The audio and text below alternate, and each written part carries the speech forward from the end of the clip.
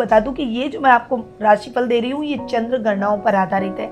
आप इसे अपनी राशि और लग्न दोनों के हिसाब से देख सकते हैं। सबसे पहले आपके राशि स्वामी की बात कर लेते हैं, जो कि ये मंगल, और मंगल आपके लग्नेश और आपके रोग भाव के यानी 6th हाउस के लॉर्ड हैं।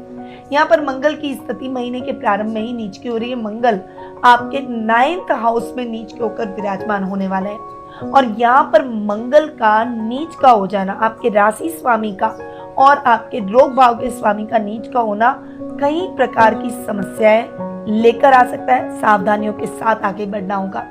सबसे पहले तो मैं आपको ये ध्यान रखना है इस महीने, और मैं आपको ये बताने वाली हूँ कि आपको कोई भी कार्य जल्दबाजी में नहीं करना है। अगर कोई आपको उकसाए या आपको भड़काने का प्रयास करे तो आपको बहुत ज़्यादा अग्रेशन और गुस्से का इस्तेमाल नहीं करना है। काम कूल डाउन होकर धैर्य के साथ आपको अपने कार्यों को करना होगा। आप अगर अपने कार्यों में लापरवाही करेंगे या फिर गुस्सा या अग्रेशन दिखाएंगे तो जो आपके हाथ में आए मौके हैं वो आपके हाथ से निकल जाएंगे। ऐसी परिस्थितियों को उत्पन्न न होने दें, इसके लिए आपको अपने व्यवहार को बहुत ज़्यादा ऑब्जर्व करना होगा और बहुत ज़्यादा कंट्रोल में रखकर, नियंत्रित रहकर आपको अपने आगे जीवन में बढ़ना होगा। इसमें आपको इस बात का विशेष रूप से ध्यान रखना होगा, वरना ददियाल से रिश्ते खराब होंगे। रिश्तों में तनाव, पर्सनल लाइफ में तनाव और प्रोफेशनल लाइफ में भी आप मेहनती हैं, आप मेहनत कर रहे हैं, आप अपने कार्यों को सुचारू रूप से कर रहे हैं, पर फिर भी आपके हाथ में क्रेडिट नहीं आएगा, क्योंकि आपकी बोली की वजह से आप अपने किए कराए कार्यों पर पानी फेर देंगे। ऐसा आपको नहीं करना है। तो सबसे पहले तो इस सावधानी के साथ आगे बढ़े। दूसरा, ड्राइव करते समय सावधानी रखें। एक्सीडेंट की संभावना बन सकती है। शत्रु यानी राइवल्स आपको परेशान कर सकते हैं। छोटी छोटी बातों आपको बॉदर कर सकती है, उनसे आपको बचकर रहना है। बहुत संयमित होकर आपको इस समय अपने कार्यों को करना होगा। किसी के झगड़े में नहीं फंसना है, किसी भी बड़ी रिस्क में आपको नहीं आना है। वहीं आप अगर कोई ब्लड से संबंधित डिजीज से घिरे हुए हैं तो ऐसे रोगियों को विशेष रूप से सावधान रहना होगा। अपने स्वास्थ्य का भी विशेष रूप से ख्याल रखना होगा, क्योंकि ऐसे रोग आपको और ज़्यादा परेशान करेंगे और इन रोगों की वजह से आप बहुत ज़्यादा परेशान हो सकते हैं। तो आपको इन मामलों में संभल कर रहना है और कर्ज की स्थितियां अपने जीवन में न आने दें। यानी कोशिश करें कि इस टाइम पीरियड के दौरान न तो आपको किसी को उधार देना है, न ही आपको किसी से उधार लेना है। बैंक से भी लोन लेने का प्रयास न करें और जो है उसमें ही आगे बढ़ें। लिक्विडिटी को संभाल कर रखें, सोच समझ कर निर्णय लें। बस इन बातों के साथ आपको आगे बढ़ना है। अब आते हैं आपके 2nd और 5th हाउस पर। आपके 2nd और 5th हाउस के लॉर्ड है गुरु। यहाँ पर गुरु की स्थिति की बात करूँ तो गुरु बहुत अच्छी पोजीशन में बैठे हैं, केंद्र में बैठे हैं, 7th हाउस में बैठे हैं। केंद्र में गुरु बेस्ट रिजल्ट देते हैं और 7th हाउस में सेकंड लास्ट बेस्ट रिजल्ट देते हैं, क्योंकि सबसे अच्छी 10th में, उसके बाद 7th में। तो बहुत अच्छी स्थिति में गुरु हैं और गुरु इन दोनों स्थानों को भी और ज़्यादा बढ़ाएंगे। आपके रिश्तों में किसी भी प्रकार के मतभेद है तो वो समाप्त हो जाएंगे।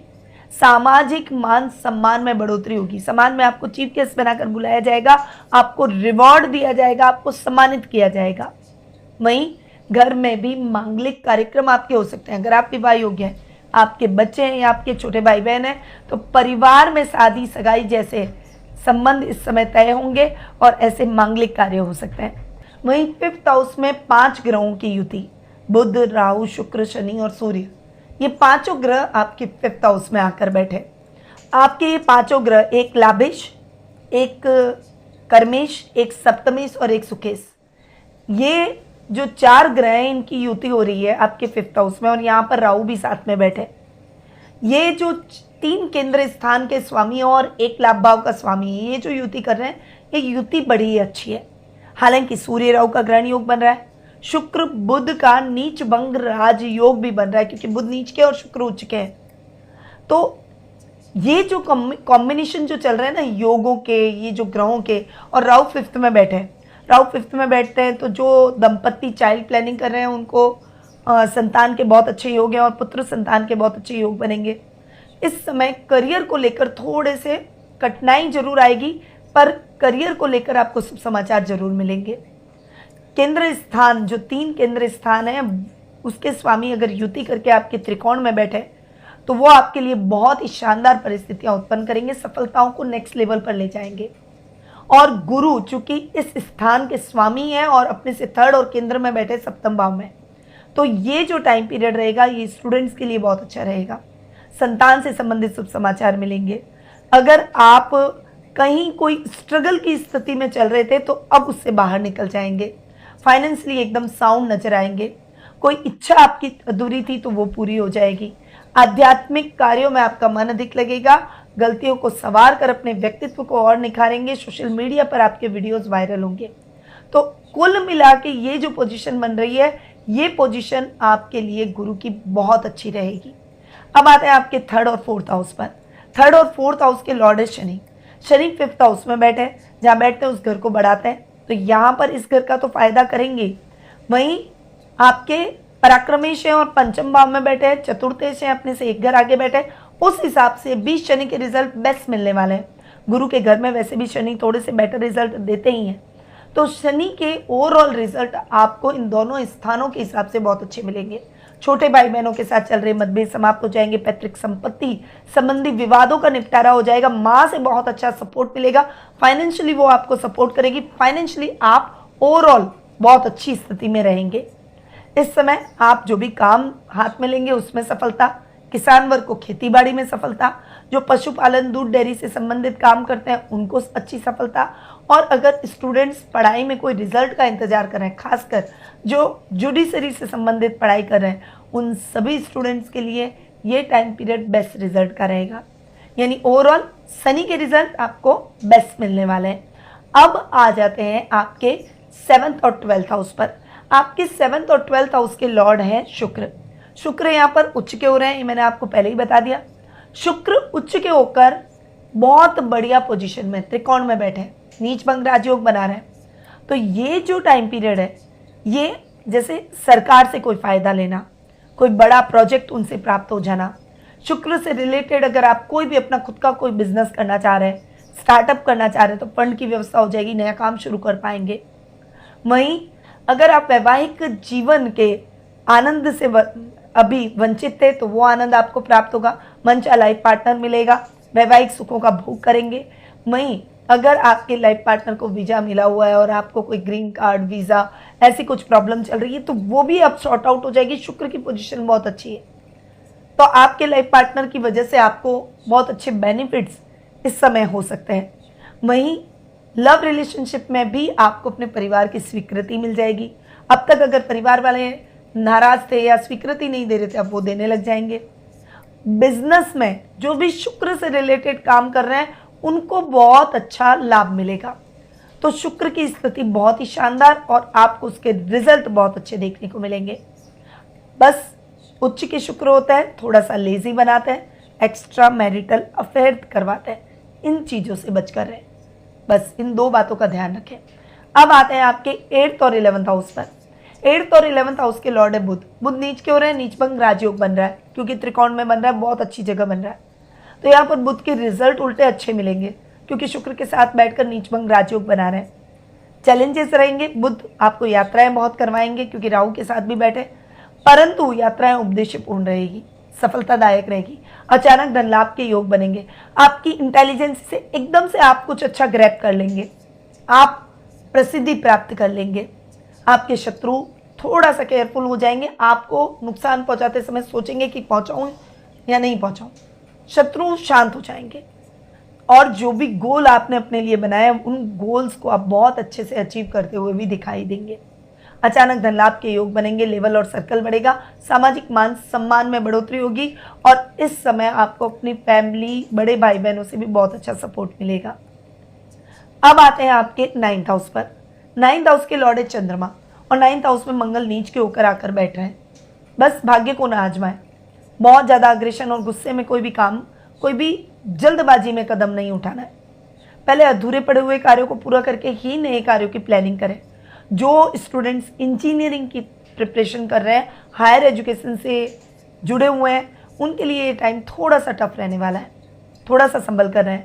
और जो टेक्निकल फील्ड से जुड़े हुए हैं और नौकरी की तलाश कर रहे हैं, उनके लिए भी ये टाइम पीरियड इतना अच्छा नहीं रहेगा। इस समय और इमोशनल होना आपके लिए बेटर नहीं है।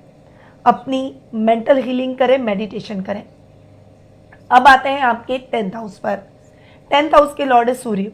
यहाँ पर सूर्य की पोजीशन पर आऊँ तो सूर्य आपके त्रिकोण में बैठे हैं और आपके 10वें भाव के स्वामी हैं, बहुत अच्छी पोजीशन में। और 14 अप्रैल को सूर्य उच्च के भी हो जाएंगे। उच्च के होकर रोग भाव में बैठेंगे, रोगों को जलाएंगे, यानी स्वास्थ्य संबंधी समस्याओं को ठीक करेंगे। बहुत बड़ी से बड़ी समस्या हो या कोई बड़ी से बड़ी घटना दुर्घटना हो गई हो तो भी उससे आप निकल जाएंगे, ठीक है, बहुत बड़ी विपदा नहीं आएगी। वहीं जो सरकारी नौकरियों में उनके लिए ये टाइम पीरियड बहुत अच्छी ग्रोथ का है। अधिकारियों के साथ आपकी बहुत अच्छी ट्यूनिंग रहेगी।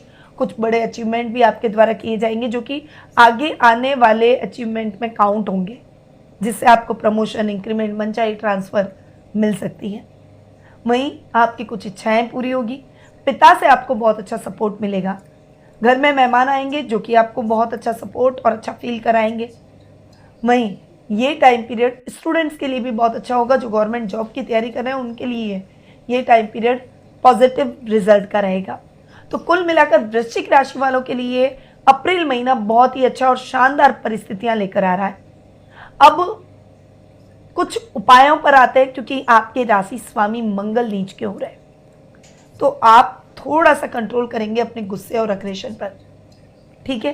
मंगलवार के दिन आपको ऋण हरता मंगल स्त्रोतम का पाठ करना है, ऋण मुक्ति मंगल स्त्रोत। वहीं आपको रोजाना इस महीने कम से कम मंगल जब तक नीच के हैं तब तक आपको रोजाना हनुमान चालीसा का पाठ करना चाहिए या फिर बजरंग बाण का पाठ करें।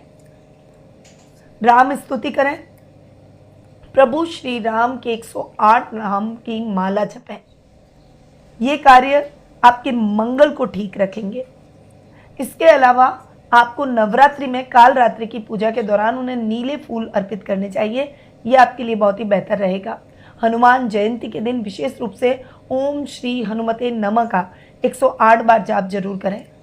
और राम नवमी के दिन वृश्चिक राशि वाले लोगों को भगवान श्री राम को आटे का चूर्ण समर्पित करना है, फिर आटे की पंजीरी बनाकर उसका भोग लगाना है। इस दिन आप मुख्य रूप से रामाष्टक का पाठ जरूर करें, यह आपके लिए फलदायी रहेगा। रामनवमी के दिन मुख्य रूप से लाल रंग का तिलक भगवान श्री राम को लगाएं और लाल रंग के फल और फूल का उन्हें भोग अर्पित करें। तो ये कुछ उपाय हैं जो कि आपको इस महीने करना है।